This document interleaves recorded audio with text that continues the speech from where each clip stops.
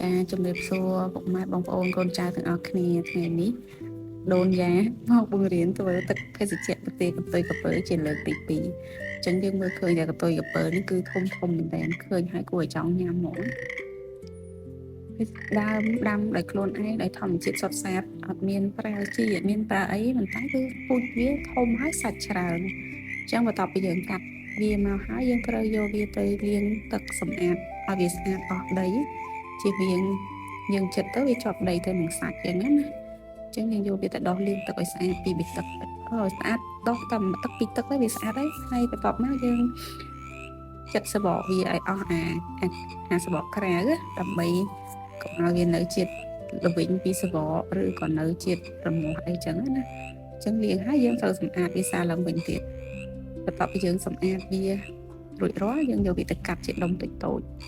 អញ្ចឹងពេលដែលយើងកាត់ជាដុំតូចៗហើយក៏យើងត្រូវការសម្អាតវាលាងវាពីរដងទៀតដែរដើម្បីឲ្យវាអស់អាជាតិល្អិលកាលណាវាអស់ជាតិល្អិលវាអត់មានជាតិល្មមហើយធ្វើឲ្យរសជាតិហ្នឹងវាកាន់តែកែឆ្ងាញ់ដូចជាហួយអញ្ចឹងណាកន្ទុយកពើហ្នឹងណាកាលមុនពេលដែលយើងឃើញយើងគិតថាកន្ទុយកពើហ្នឹងវាកពុលវាអត់ឆ្ងាញ់ហ្នឹងដោយសារតែអាជាតិល្អិលហ្នឹងណា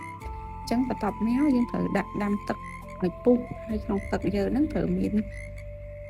ស្លឹកតើយដើម្បីឲ្យវាមានជាតិឈ្ងុយបន្ទាប់ពីទឹកពុះហើយអាចដាក់អំបិលបន្តិចហើយនឹងក៏ដាក់ស្ករពីដាក់ស្ករដាក់អំបិលហើយយើងត្រូវថែមកន្ទុយកពើដែលយើងកាត់ជាដុំហ្នឹងចូលទៅក្នុងទឹកហ្នឹងហើយយើងគ្រាន់តែរងចាំឲ្យទឹកហ្នឹងពុះទៅវាជាការហើយស្រេចហើយអត់ពិបាកនឹងធ្វើអីទៀតទេបន្ទាប់ពីទឹកពុះយើងអាចលើកវាចុះបានហើយយើងភ្លក់ទៅបើសិនជារសជាតិដែលវាល្មមតាមចំណូលចិត្តរបស់យើងលើកវាចុះមកហើយដាក់ត្រាំជាមួយនឹងទឹកដើម្បីឲ្យឆាប់ត្រជាក់យើងអាច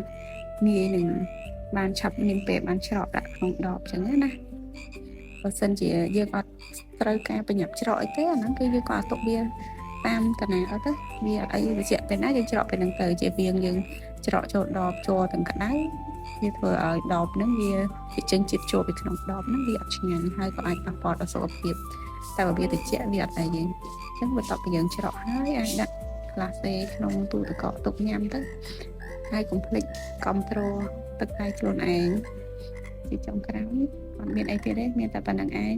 យើងបានកន្ទុយកពើដ៏ឈ្ងុយឆ្ងាញ់រសជាតិស្នាដៃខ្លួនឯងមានសារជាតិរក្សាទុក